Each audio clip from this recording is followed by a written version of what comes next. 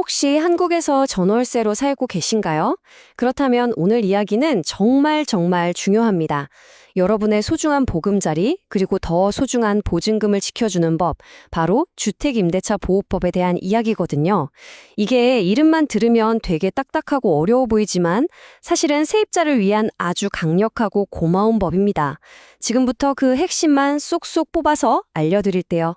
이 법은요, 그냥 규칙 몇 개 적어놓은 게 아니에요. 만약에 갑자기 집주인이 집을 팔아서 주인이 바뀌었다거나 아니면 생각지도 못한 문제가 터졌을 때, 바로 그럴 때 여러분의 보증금과 남은 계약 기간을 온전히 지켜주는 말 그대로 든든한 방패가 되어주는 법입니다.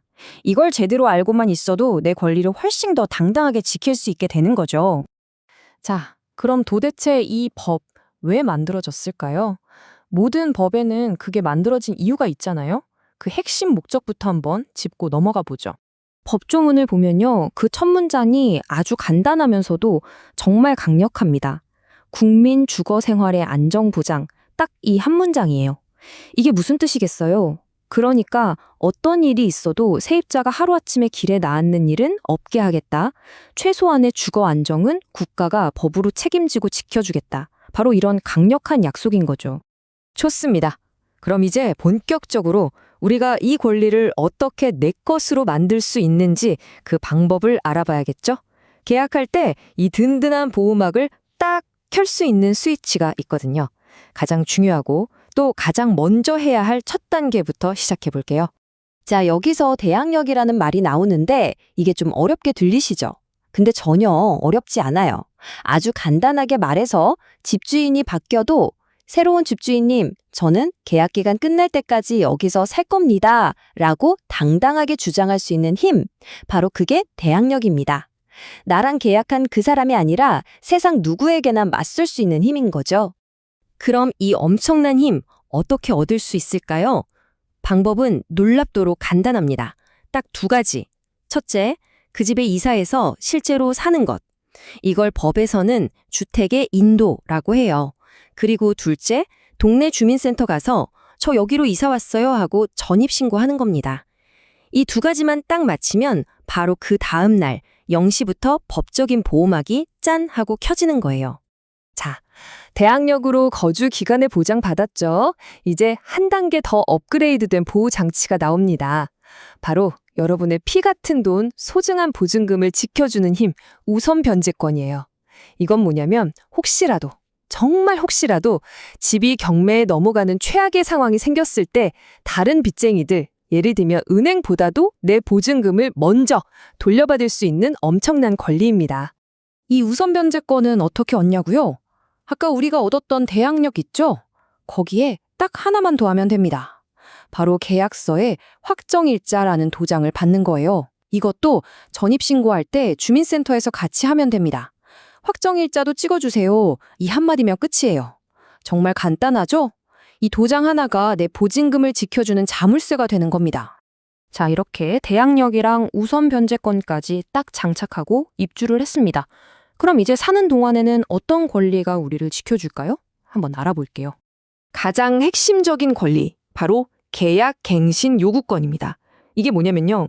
계약 기간이 끝나갈 때쯤 세입자가 저 2년 더 살게요 하고 요구할 수 있는 권리예요. 단 한 번 쓸 수 있는 카드인데 집주인이 자기가 직접 들어와 살겠다.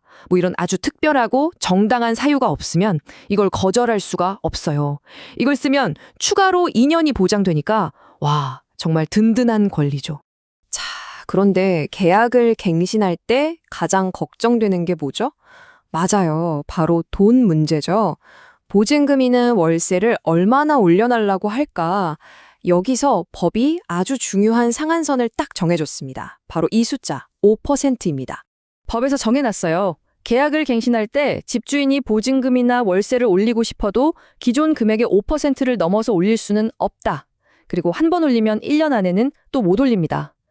덕분에 갑자기 월세가 2배로 뛰고 이런 황당한 일을 막을 수 있는 거죠. 세입자의 주거비 부담을 확 줄여주는 아주 고마운 조항입니다. 자, 이제 계약의 마지막 단계로 가볼까요? 어쩌면 가장 중요할 수도 있는 부분이죠. 바로 내 보증금을 안전하게 돌려받는 문제입니다.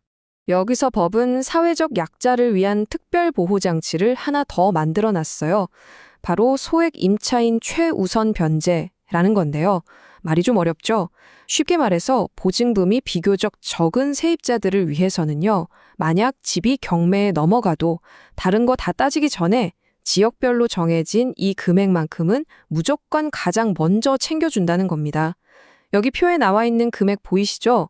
서울은 1억 6,500만 원 이하 보증금일 때 5,500만 원까지 이런 식으로요. 그야말로 최소한의 생존 자금을 지켜주는 최후의 안전장치라고 할 수 있습니다. 근데 정말 생각하고 싶지 않은 상황이 있죠. 계약 기간이 다 끝나서 이사는 가야 하는데 집주인이 지금 돈이 없어서 보증금을 못 돌려주겠다고 버티는 경우? 와, 정말 눈앞이 캄캄해지잖아요. 이럴 땐 대체 어떻게 해야 할까요? 걱정 마세요. 우리 법은 이런 상황을 위한 비장의 무기를 마련해 두었습니다. 바로 임차권 등기명령이라는 아주 강력한 도구예요. 이게 왜 강력하냐면요. 첫째, 이걸 신청해 놓으면 내가 다른 곳으로 이사를 가도 아까 말한 대항력이랑 우선 변제권이 사라지지 않고 그대로 유지가 돼요. 보증금 때문에 발 묶일 필요가 없는 거죠. 둘째, 이 집 등기부 등본에 이 집주인은 보증금을 돌려주지 않았음 하고 딱 기록이 남습니다. 이건 집주인에게 엄청난 압박이 되겠죠? 그리고 마지막으로 다음에 이 집에 들어오려는 사람에게 이 집은 위험합니다 하고 알려주는 경고등 역할도 하게 되는 겁니다. 그런데 뭐 이렇게 법적인 절차를 밟기 전에 대화로 해결하고 싶은데 말이 안 통할 때도 있잖아요. 그렇다고 바로 소송으로 가기엔 너무 부담스럽고 이럴 때 도움을 받을 수 있는 공식적인 창구가 있습니다. 바로 주택임대차 분쟁조정위원회라는 곳이에요. 이름 그대로 집주인과 세입자 사이의 분쟁을 전문가들이 나서서 합리적으로 조정해주는 곳입니다. 소송보다 훨씬 간단하고 비용도 적게 들죠. 여기서는 정말 다양한 문제를 다뤄요. 보증금이나 월세 문제, 계약 갱신 문제, 보증금 돌려받는 문제, 그리고 뭐 보일러가 고장났는데 누가 고쳐야 하냐 같은 집수리 문제까지도요.